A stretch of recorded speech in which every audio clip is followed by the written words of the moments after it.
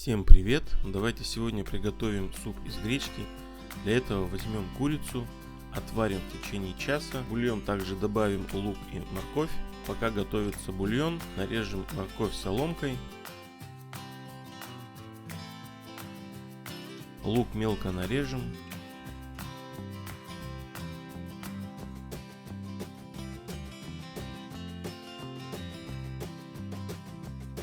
На подсолнечном масле обжарим лук в течение 2-3 минут.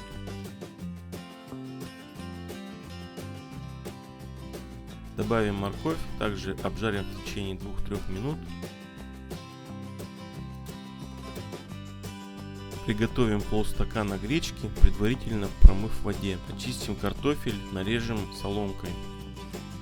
Когда бульон будет готов, доставим курицу и овощи.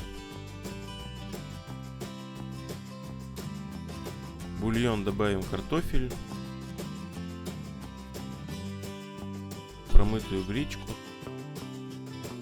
Все перемешаем и будем варить в течение 20 минут. Пока варится суп, отделим мясо от костей у курицы. За 5 минут до готовности добавим лук с морковью, добавим мясо.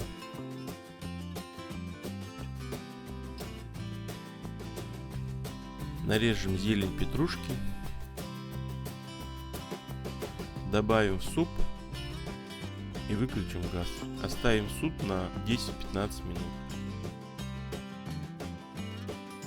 Суп из гречки готов. Суп получился очень вкусный. Кому понравился рецепт, ставьте лайк, подписывайтесь на канал Рецепты на выбор, делитесь с друзьями в социальных сетях. Всем до новых встреч!